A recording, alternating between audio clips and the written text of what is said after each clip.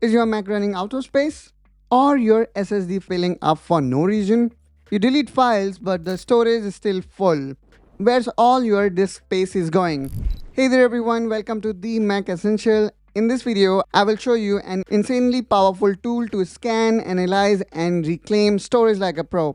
And not only we're gonna talk about one tool, but two tools. And both these tools, one I would say is integral part of macOS, and even the one that I will show you how to install is absolutely free. You do not need to pay, and if you feel that it is worth it, you can make some donation, as the tool that I'm going to talk about is open source.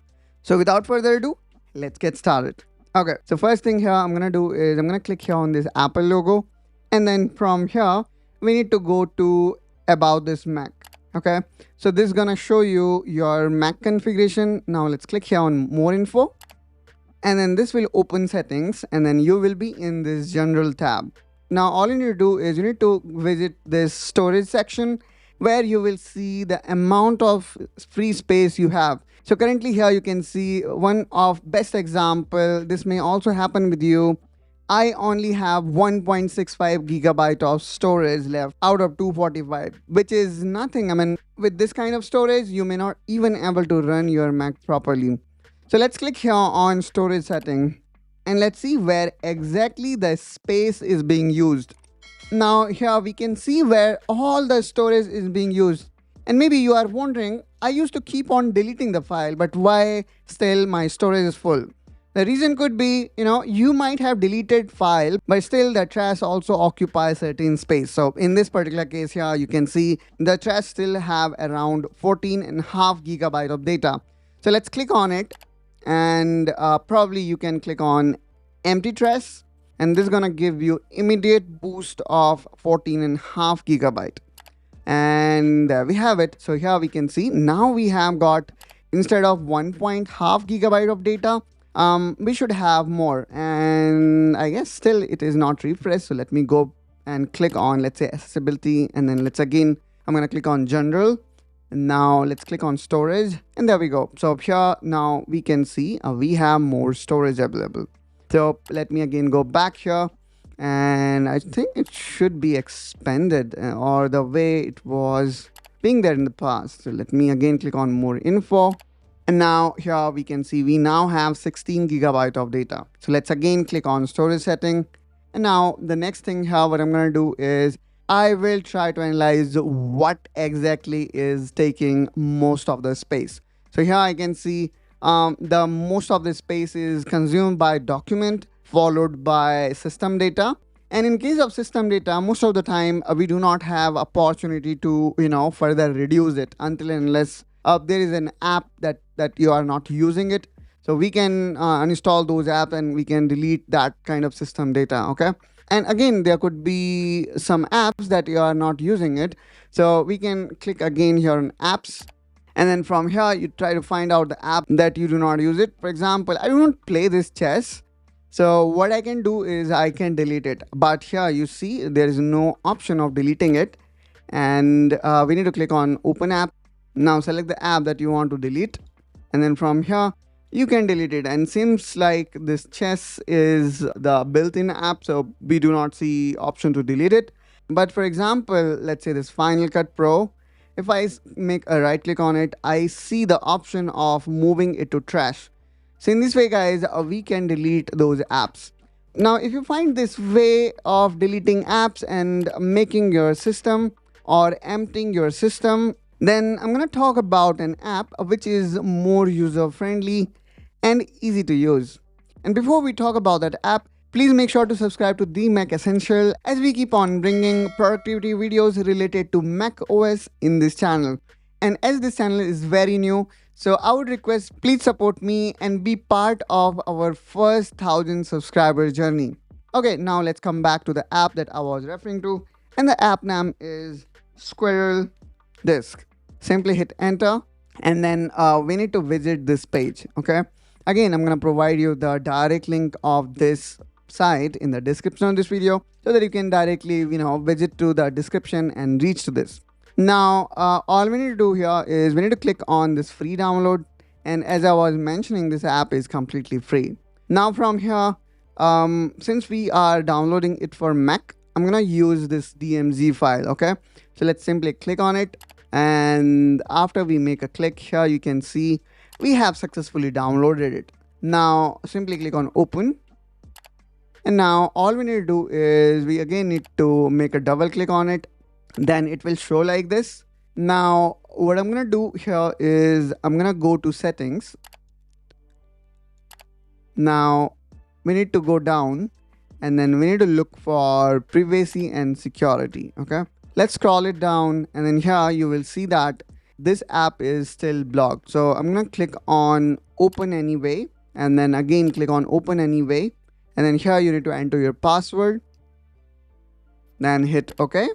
Now you will see that you will able to open SquirrelDisk, and if you want to try, you can give it a try, or if you want to simply add it to your apps, then simply press your left mouse button and drag it to apps.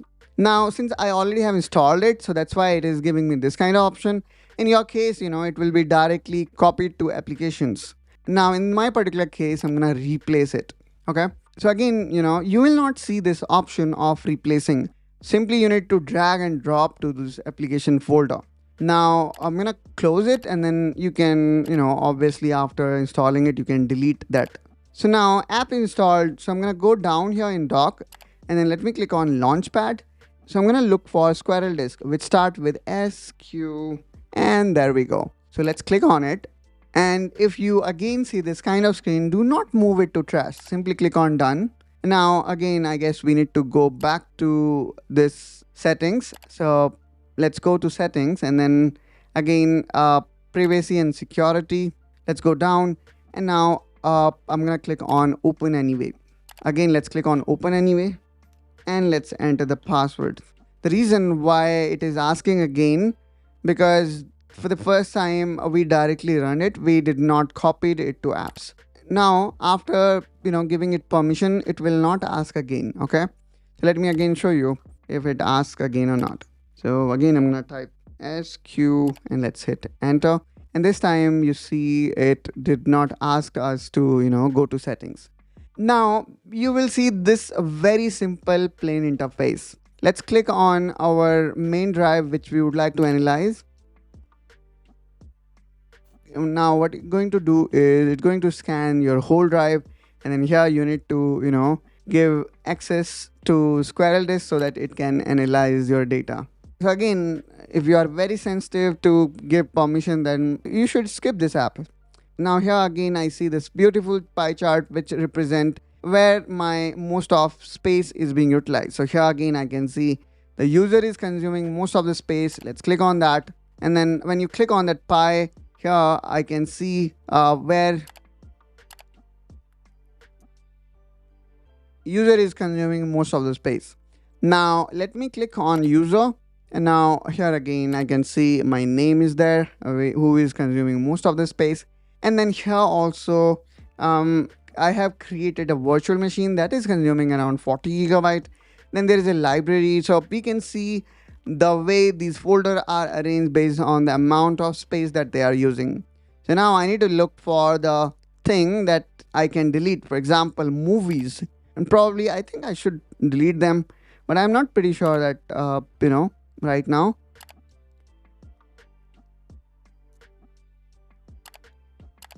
So I'm not pretty sure about them that I should delete them or not, so I'm gonna keep it as it is.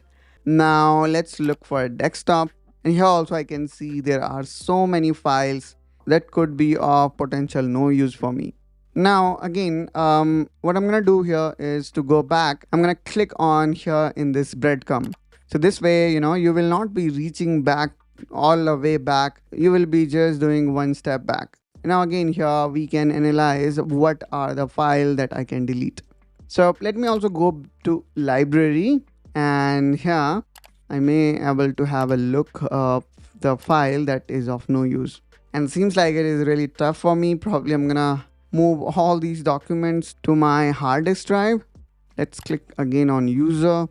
Maybe I'm gonna click on disk, user, and I need to look for the junk file. For example, probably this is junk, so I'm gonna hold it and I'm gonna drop it. So here you see this option of delete. Now all you need to do is you need to press this button, and this will give you certain storage. Okay. Now similarly, let's say there are the folder that you want to delete. For example, let me look at downloads. Okay. So here also, let's say I would like to delete this file. So all you need to do is you need to drag this file down and press delete. So in this way, guys, we can easily identify and delete junk file.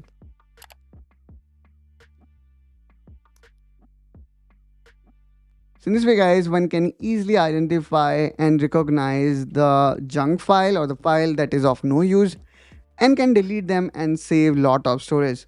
This beautiful pie with the help of visualization will help you to further make your life easier. And let's say you do not want to scan your whole drive, you can also select a particular folder and then click on open. So this will also gonna help you by analyzing what is occupying the space in that folder. So that's all, guys, from my side in this video. And after using this app, now you know that what exactly is using your Macintosh space, and now you will able to free up that. And if you have got any question related to this, please do let me know in comment down below, and I will definitely try to respond to that as soon as possible. Also, please don't forget to subscribe to this channel to be part of our first 100 subscribers. And I will catch you soon with one such another video. Till then, you take care and bye bye.